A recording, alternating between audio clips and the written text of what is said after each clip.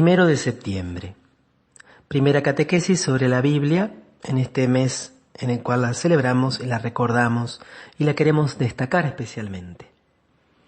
Para comprender la concepción católica de la Biblia, de la Sagrada Escritura, es necesario enmarcar su estudio en un tema más amplio, y así lo plantea el Catecismo. Ese tema más amplio es la revelación.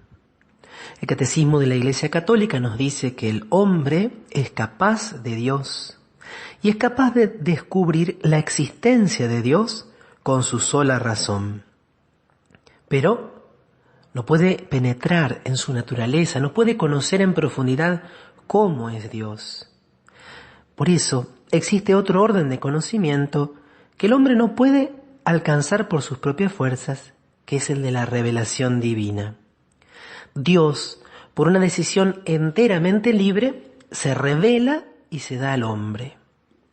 Lo hace revelando su misterio, es decir, su vida íntima, y también su designio benevolente, su decisión de salvar a la humanidad, de hacerla partícipe de su felicidad. ¿Y cómo se revela a Dios? Se revela de distintas maneras y se revela por etapas. Y sobre todo se revela enviando al Hijo y al Espíritu. Esto lo trata el Catecismo de la Iglesia Católica a partir del punto 50.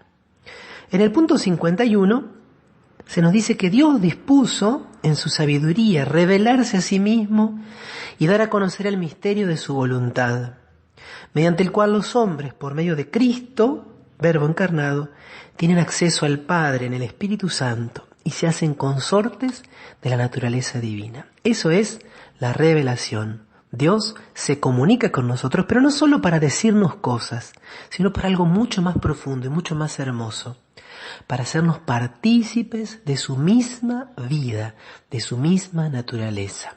Si te sirve esta metáfora, este Dios que es familia, que es Trinidad, quiso abrir esa familia para que tuviera nuevos miembros, para que haya otros que participaran de esa comunión íntima. Y eso es la revelación. Ese Dios que habita en una luz inaccesible comunica su propia vida divina a los hombres. Al revelarse a sí mismo, hace que los hombres sean capaces de responderle, de conocerle y de amarle, más allá de lo que serían capaces por sus propias fuerzas. Y esa es la diferencia enorme entre las religiones naturales, entre estos intentos, entre estas búsquedas que los hombres han hecho de Dios a lo largo de toda la historia de la humanidad, y la religión revelada, cuando es el mismo Dios el que realiza este salir al encuentro, esta búsqueda. No es el hombre ya que quiere ascender a los cielos o quiere penetrar en el misterio de Dios, sino que es Dios que desciende del cielo, que se muestra, que se comunica. Ese designio divino se realiza mediante acciones y palabras íntimamente unidas entre sí y que se esclarecen mutuamente. Acciones y palabras. Cuando uno lee, por ejemplo, los acontecimientos del Antiguo Testamento, ve que Dios habla, pero sobre todo actúa. Dios se revela no solo cuando a través de un profeta comunica un mensaje al pueblo, sino sobre todo cuando interviene, cuando se mete en la historia. Y lo mismo, por supuesto, va a pasar con Jesús.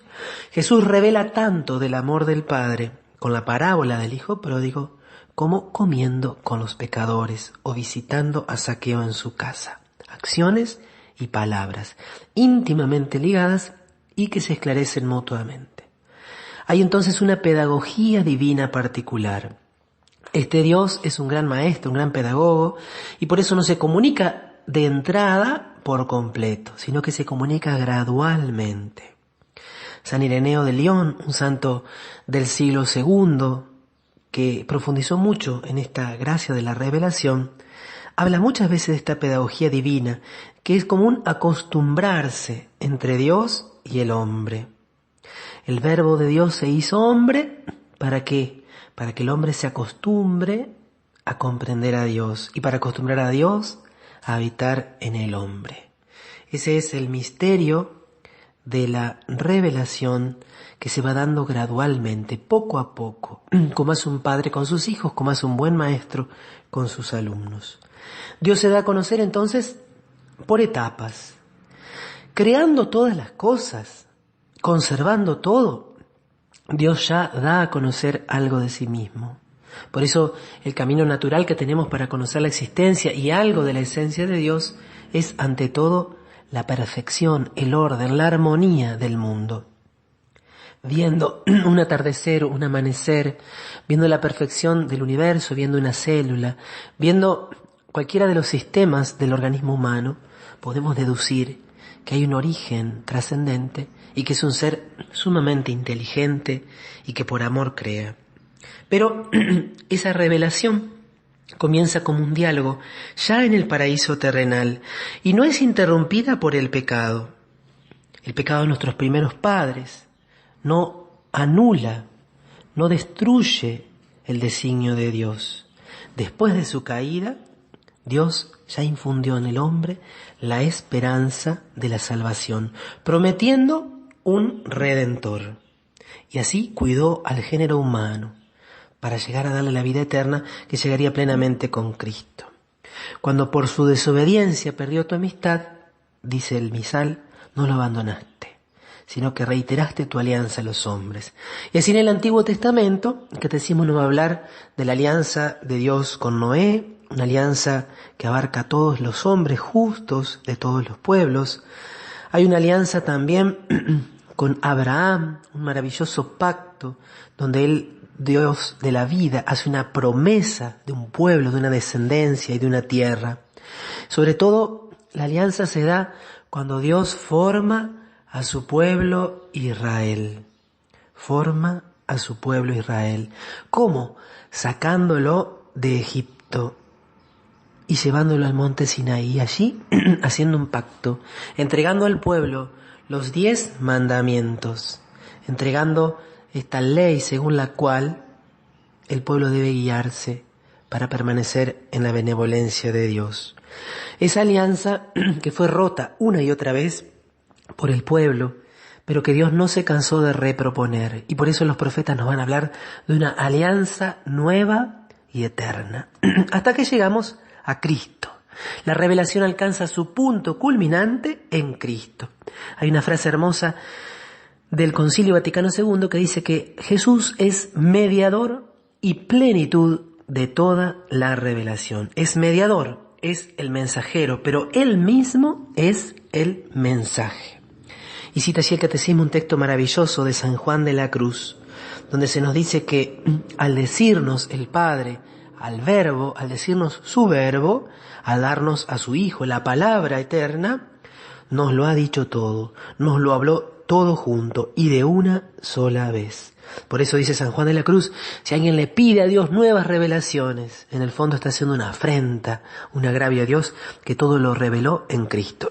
Por eso el Catecismo introduce allí un tema importante que es la distinción entre la revelación con mayúscula, este designio benevolente, este salir del Padre al encuentro de la humanidad con carácter público y definitivo, y las revelaciones privadas. Dios puede manifestar mensaje, Dios puede manifestarse de una u otra forma a los hombres en la intimidad de su oración, pero no hay que poner esto al mismo nivel de la revelación. Estas revelaciones privadas nunca pueden mejorar ni completar la revelación que ya ocurrió en Cristo y en las Sagradas Escrituras. Solamente son una ayuda para profundizarlas y para vivirlas más plenamente.